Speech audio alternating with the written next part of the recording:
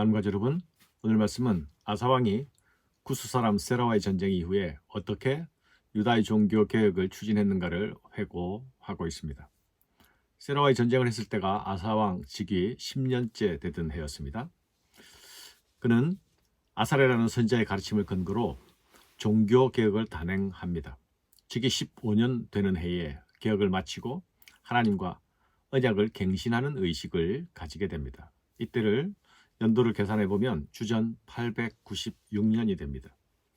아사랴 선지자와 아사왕의 이 언약 갱신 이야기는 역대기 말씀에만 기록되어 있습니다. 하나님이 영이 오데스의 아들 아사랴에게 임하심에 그가 나가서 아사를 맞아 이르되 아사와 및 유다와 베냐민 무리들아 내 말을 들으라.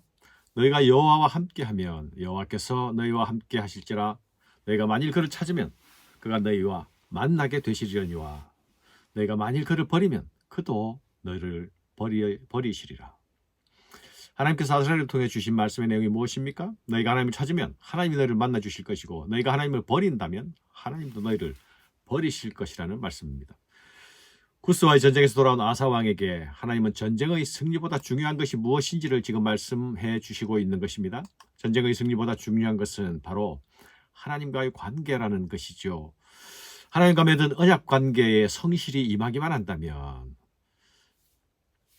하나님은 언제나 그들과 함께 하시겠다는 말씀입니다. 그동안 백성들은 하나님보다 우상을 찾았고 하나님의 백성으로서의 정체성도 상실하고 있었습니다. 또한 하나님의 말씀에 대한 애정도 잃어버렸습니다. 그 결과 하나님께서 주시는 평화가 그들 곁을 떠나버렸죠. 전쟁이 찾아왔던 것입니다. 하나님도 없고 제사장도 없고 율법도 없는 하나님의 백성. 그들을 더 이상 하나님의 백성이라 할 수 없지 않겠습니까? 그런 자리에는 환난과 고난만이 있을 뿐입니다. 하나님을 떠난 자리가 바로 지옥인 것이죠. 하지만 이제 아사의 등극과 전쟁의 승리를 계기로 이런 나라를 일신할 기회가 찾아옵니다. 이때 주신 하나님의 말씀이 너희가 나를 찾으면 만날 것이고 나를 버리면 나도 너희를 버릴 것이다 라는 말씀입니다. 사랑하는 여러분, 하나님의 백성은 하나님을 찾는 자들입니다. 우리가 하나님을 찾지 않아도 하나님은 우리와 함께 계시지 않습니까? 라는 안이한 생각에 머물러 있어서는 안 됩니다. 하나님은 언제나 우리와 함께 계십니다. 그러나 우리가 찾지 않고 우리가 그분을 바라지 않을 때에 하나님은 언제나 저 멀리 계시는 하나님이 되실 뿐입니다. 그런 상태에서는 결코 우리의 손이 강하게 될 수 없습니다. 하나님은 너희는 강하게 하라 말씀하고 계시죠. 너희 손이 약하지 않게 하라 말씀하십니다. 우리와 함께 하시는 하나님은 우리와 친밀히 교제하시기 원하십니다. 일상 속에서 수시로 하나님을 바라고 그 얼굴을 기뻐할 때에 하나님은 우리로 인하여서 기뻐하실 것입니다. 그 안에 신자의 강함이 있고 그 안에 신자의 담대함이 있게 됩니다. 아사왕은 선지자의 말을 듣고 용기를 내서 우상을 일소합니다. 나라 안에 온갖 가증한 물건들을 없애버리죠. 하나님의 제단을 재건합니다. 언약식을 위해 온 백성을 불러 모읍니다. 특별히 이런 아사왕의 개혁운동에 감동을 받은 사람들이 있었습니다. 그들은 바로 북쪽 이스라엘에서 바른 신앙을 갈망하던 사람이었습니다. 북쪽 나라 사람들이 남쪽 유다의 신앙 회복에 남쪽 유다의 개혁운동에 기쁘게 동참하여서 북에서 남으로 모여들고 있습니다. 또 유다와 베냐민의 무리를 모으고 에브라임과 므낫세와 시므온 가운데서 나와서 저희 중에 머물러 사는 자들을 모았으니 이는 이스라엘 사람들이 아사의 하나님 여호와께서 그와 함께 하심을 보고 아사에게로 돌아오는 자가 많았음이더라. 사랑하는 여러분, 한 사람의 개혁 의지가 많은 영혼들을 깨워 흔들죠. 신앙의 부흥이 일어날 때에 하나님은 잠자는 자들을 깨우십니다. 북이스라엘 사람들이 남쪽의 부흥과 개혁을 보고 남으로 내려옵니다. 그들이 우상 숭배에 쩔은 북쪽에서 얼마나 힘든 신앙생활을 했는지를 짐작해 하지요. 그들은 제대로 된 예배를 한번 드리지 못하던 곳에서 바른 신앙에 대한 갈증과 목마름이 있었던 사람들입니다.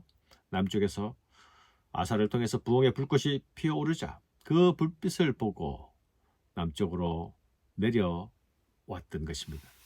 드디어 아사왕 15년째 셋째 달에 예루살렘에 모여 언약을 갱신합니다. 소 700마리와 양 7,000마리를 잡아 제사를 지냅니다. 그리고 마음과 목숨을 다해 하나님을 섬기겠습니다 라고 맹세합니다.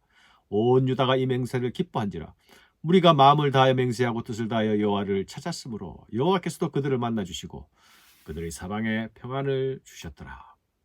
사랑하는 여러분, 하나님이 이 모습을 기뻐하시죠. 기뻐하시고 사방에 평안을 주십니다. 우리가 마음을 다해 하나님을 사랑한다면 하나님도 그를 사랑해 주십니다. 언약은 우리가 붙잡을 확실한 증거이자 우리가 생명처럼 붙들어야 할 약속입니다. 아사히 개혁의 단호함의 한 단면이 나타나고 있습니다. 태후 마아가가 아세라 목상을 만들었다는 소식을 듣자 그는 그녀를 폐위시켜버립니다. 마아가는 로보암의 아내이자 아사왕의 할머니가 되지요. 그럼에도 그는 이 혈연이나 질서나 정실에 매이지 않습니다. 과감하게 신앙적 결단을 내립니다. 태호가 만든 우상을 찢고 빻아서 기드론 시냇가에 불살라 버립니다.